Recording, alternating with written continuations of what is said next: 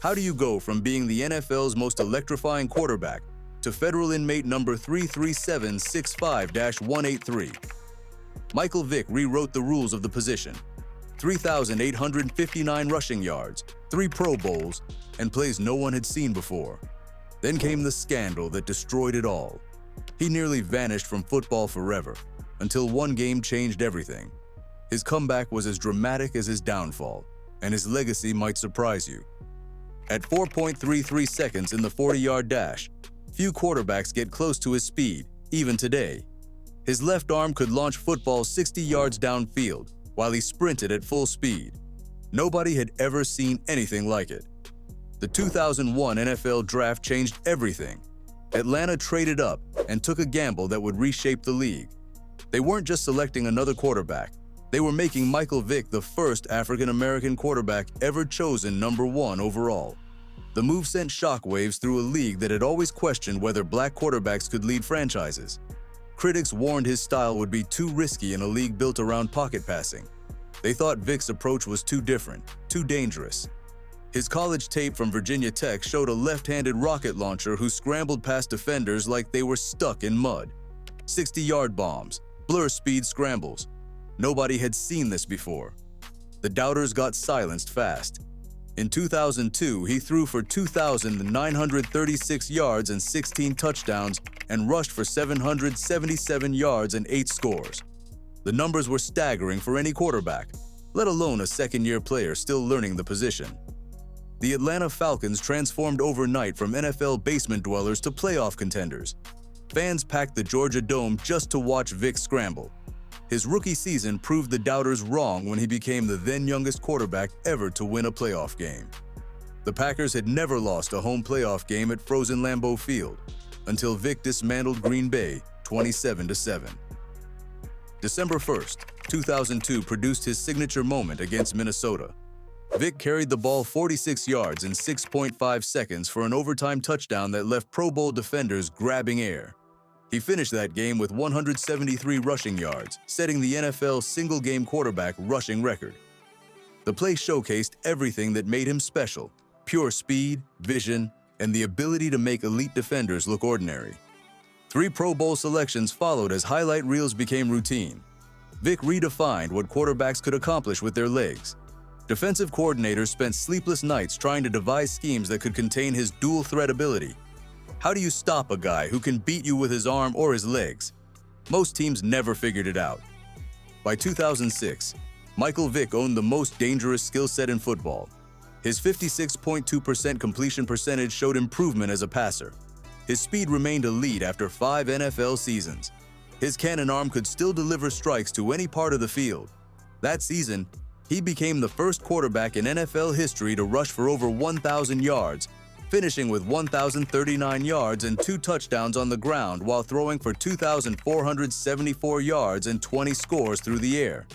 He was rewriting the quarterback playbook with every game. But his greatest athletic gifts would soon become meaningless when investigators discovered what he was doing away from the cameras. Federal agents knocked down the door of a remote property in Surry County, Virginia, on April 25, 2007. The search warrant targeted his cousin David Body in a drug investigation. What they found changed everything. The property search revealed specialized training equipment, detailed breeding records, and evidence of systematic animal cruelty that made hardened investigators sick to their stomachs. This wasn't some backyard hobby. The operation had been running for 6 years, right under everyone's nose, while Vick maintained his squeaky clean public image. Bad News Kennels wasn't just a dogfighting operation. Prosecutors used financial records to show Vick personally handled thousands in dogfight betting. He managed the financial side of fights that drew spectators from multiple states across Virginia, Maryland, North Carolina, and South Carolina. The money flowed through his hands as he coordinated matches, managed bets, and split profits with his co-conspirators. Federal investigators traced financial records that painted a picture of a complex criminal network. The evidence revealed Vick's direct involvement in killing underperforming dogs through hanging, beating, and drowning. Over 6 years, he participated in the systematic execution of 6 to 8 dogs that failed to fight aggressively or lost matches. These weren't quick deaths. The methods were deliberately brutal. designed to send a message to other participants about what happened to dogs that didn't generate profits. The public reaction was immediate and devastating. Major sponsors like Nike dropped him immediately. The NFL suspended him indefinitely without pay, effectively ending his season before it started. Fans burned his jerseys in stadium parking lots across the country. The quarterback, who once drew standing ovations, now faced death threats and protests wherever he appeared. His legal team initially denied everything, claiming Vick had no knowledge of the dogfighting activities on his property. They argued he was a victim of associates who used his name and resources without his consent. The strategy crumbled as evidence mounted. Financial records showed direct payments from Vick's accounts to fund the operation. Witness testimony placed him at fights across multiple states. Physical proof of the operation's brutality emerged from the property search. Investigators found fighting rings, training equipment, and medical supplies used to treat injured dogs. The breeding records documented the systematic development of fighting dogs over multiple generations. The Atlanta Falcons demanded repayment of almost $20 million in signing bonus money from his 2004 contract extension. An arbitrator ruled that Vick knew he was involved in illegal activities when he signed the deal and had used the bonus money to fund the dogfighting operation. The financial blow added bankruptcy to his mounting legal troubles. The case was airtight. Financial records, witness testimony, and physical evidence all pointed to Vick. His attorneys realized that fighting the charges would only result in a longer prison sentence and more public humiliation. On August 27, 2007, Michael Vick pleaded guilty to federal charges of conspiracy to travel in interstate commerce in aid of unlawful activities and to sponsor a dog in an animal fighting venture. He admitted to providing the majority of financial backing for the dogfighting operation and actively participating in matches across multiple states. He confessed to sharing in the profits and to killing dogs through hanging, beating, and drowning. The man who once ran past NFL defenders with blazing speed was now forced to await his fate in federal court. His fall from grace was total and devastating, but the hardest part was still coming. Judge Henry Hudson sentenced Michael Vick to 23 months in federal prison on December 10, 2007, with credit for time served. The gavel came down on a career that had reached impossible heights. The NFL's most electrifying quarterback would now become federal prisoner, 337-65-183 at the United States Penitentiary in Leavenworth, Kansas. His indefinite NFL suspension meant no paycheck. His bankruptcy filing meant no safety net. The complete fall from grace was now official.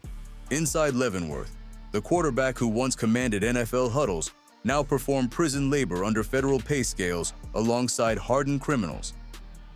During his first months of incarceration, he spent 23 hours per day locked inside his 6-by-9-foot cell. The cramped space stripped away every comfort he'd known as a superstar athlete. No personal chef, no luxury cars, no mansion, just 4 walls and the reality of his choices. Fellow inmates recognized the fallen star immediately. Prison doesn't care about Pro Bowl selections or highlight reels.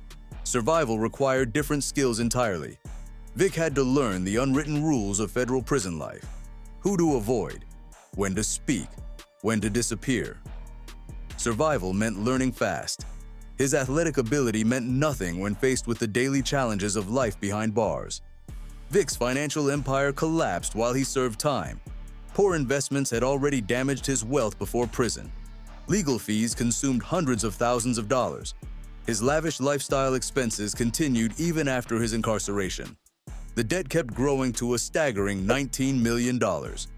Court documents revealed that Vick was spending $30,000 per month supporting 7 friends and relatives, including his mother, brother, and children. The mathematics were brutal. Massive expenses with zero income created a financial disaster. His Chapter 11 plan was initially rejected by the judge, who told him to liquidate assets and live within his means. The harsh reality was that his return to professional football was not guaranteed. Most NFL teams wanted nothing to do with a convicted felon. The psychological impact was devastating. Vick watched former teammates continue their careers while his prime athletic years disappeared behind bars. He was 27 years old when he entered prison, the perfect age for a quarterback entering his peak performance window. Every day in prison was another day of his athletic prime wasted. The 2007 season came and went. The 2008 season followed. His replacement in Atlanta, Joey Harrington, struggled to fill the void, but life moved on without Michael Vick. Public backlash made his every move controversial. The man who once received standing ovations now faced constant criticism and anger from the public. Animal rights activists ensured that his crimes remained in the headlines. Forgiveness seemed impossible. He attended anger management sessions and risked never playing again. The sessions forced him to confront the choices that led to his downfall. He had to examine his values, his priorities, and his relationships with the people who had enabled his destructive behavior. The question remained whether the NFL would ever give him another chance. Most experts believed his career was over. After serving 18 months in federal prison and 2 months in home confinement, Michael Vick was released on July 20, 2009. He was broke, unemployed, and radioactive to most NFL teams. His reputation was destroyed. His finances were in ruins. His prime athletic years were gone. The door to redemption remained locked, and only one person held the key. Commissioner Roger Goodell suspended Vick indefinitely in 2007, then conditionally reinstated him in July 2009, cracking open the door for his return. The key word was conditional. Goodell made it clear that any team signing Vick would face intense scrutiny. The league office would monitor his every move. One mistake would end his career permanently. Despite this narrow opening, only the Eagles signed him. The Philadelphia Eagles stood alone in their willingness to take a massive gamble. Head coach Andy Reid and team owner Jeffrey Lurie decided to roll the dice on damaged goods. They signed Vick to a one-year contract worth $1.6 million with a team option for 2010 valued at $5 million. The deal included no guaranteed money and extensive behavioral clauses that could void the contract instantly. Every dollar had to be earned through performance and conduct. He knew this was his last shot. One mistake, and it was over. Not just his career, but his redemption. The backlash was swift.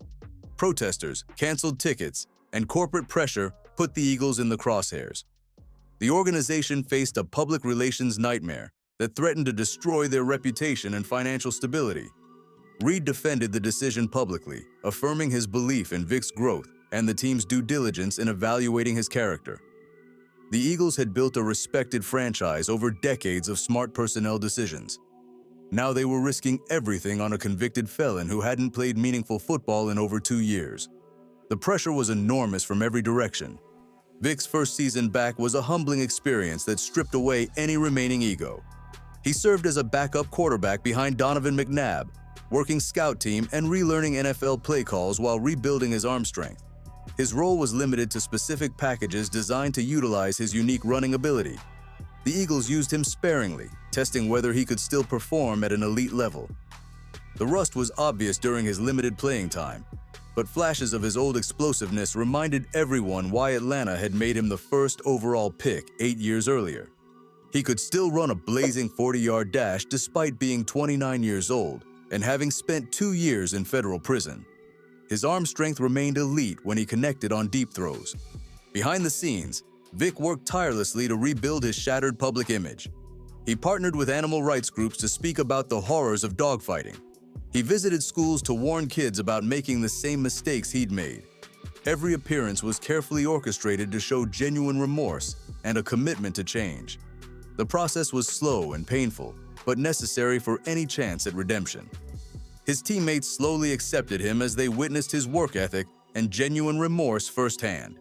Veterans like Brian Dawkins and Donovan McNabb vouched for his character in the locker room. They saw him arrive early, stay late, and approach every practice with professional intensity. The gradual acceptance from his peers was crucial for his comeback attempt.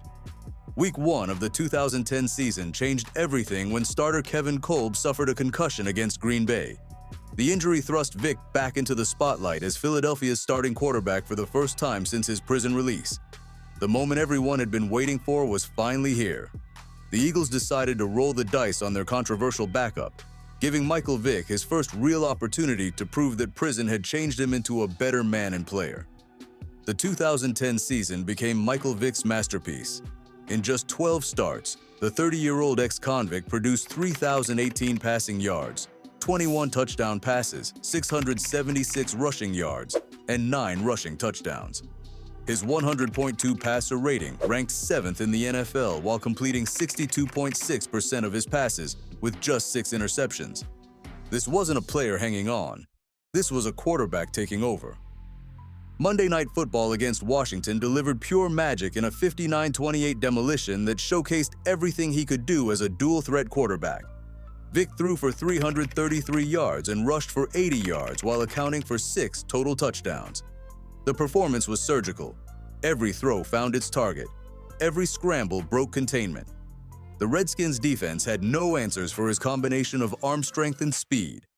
The Philadelphia crowd that once booed his signing now chanted his name with every spectacular play. Vick turned routine third-down conversions into highlight reels. His unique combination of arm strength and speed created problems that defensive coordinators couldn't solve. He could beat you deep with his arm or break containment and outrun linebackers to the end zone. The versatility was impossible to defend. His 676 rushing yards helped him claim 3 of the top 5 highest single-season totals by a quarterback in NFL history at that point. Even at 30, after 2 years away, he was still faster than most players in the league. His acceleration through gaps remained explosive. His top-end speed burned defenders who thought they had angles on him. The passing statistics told an even more impressive story. His efficiency numbers proved he had developed into a legitimate pocket passer who could read defenses and make accurate throws under pressure. The dual-threat ability that made him dangerous as a runner now complemented genuine pocket passing skills that silenced critics who claimed he was just an athlete playing quarterback. Philadelphia's transformation was complete. The Eagles won the NFC East Division title with a 10-6 record and earned a playoff berth behind Vick's dominant play. His teammates believed in him completely. The coaching staff built the entire offensive system around his unique skill set. Andy Reid's gamble had paid off in spectacular fashion as the Eagles became one of the most explosive offenses in football, ranking in the top 5 in scoring. The individual recognition followed the team's success. Vick received his 4th Pro Bowl selection, an impossible achievement for a convicted felon who had been written off by most of the football world. The selection validated his comeback and proved that elite talent combined with genuine redemption could overcome even the most devastating personal failures. No comeback story in NFL history compared to what Vick accomplished during that magical 2010 season. In February 2011, it became official when the Associated Press named Michael Vick the NFL Comeback Player of the Year by a landslide margin. The award recognized not just his statistical production, but the remarkable journey from federal prison to Pro Bowl quarterback. His performance proved that talent, hard work, and genuine redemption could overcome the most devastating personal and professional failures. But one great season couldn't erase the complexity of what he represented. History struggles to categorize Michael Vick. His career ended in 2015 with 22,464 passing yards and the NFL quarterback rushing record at that time of 6,109 yards. These numbers tell only part of a story that defies simple judgment. Should we remember him as the revolutionary athlete who changed football forever, or the convicted felon who abused animals for profit and entertainment? His influence on modern football cannot be denied. Mobile quarterbacks like Lamar Jackson dominate defenses today because Vick's record career quarterback rushing set the template for dual-threat play. Josh Allen's ability to scramble for first downs exists because Vick blazed that trail 2 decades ago. Kyler Murray's dual-threat capability builds on the foundation that Vick established when traditionalists claimed running quarterbacks couldn't survive in a league built to destroy them. The dogfighting conviction remains a permanent stain that many fans and advocacy groups remain critical of despite his later outreach. To critics, no outreach can erase the cruelty they remember. His public apologies fall on deaf ears among those who believe some crimes cannot be forgiven, regardless of time served or genuine remorse shown afterward. Vick's post-football life includes genuine efforts at redemption that demonstrate his commitment to change. He works as a Fox Sports analyst, providing insight and commentary while maintaining his connection to the game that made him famous. His role on Fox NFL Kickoff allows him to share his knowledge while building a new public identity separate from his criminal past. The Team Vick Foundation supports at-risk youth through after-school programs in Atlanta and Hampton Roads. He established this charity with his brother Marcus and mother Brenda to help kids avoid the same destructive choices that destroyed his career. The foundation provides opportunities for young people who face similar challenges and temptations that led to his downfall. After bankruptcy, he rebuilt responsibly through media and endorsements. Vick paid back creditors systematically while rebuilding his wealth through smart investments and responsible financial decisions. The turnaround proved that second chances can lead to lasting change when paired with genuine commitment to personal growth and accountability.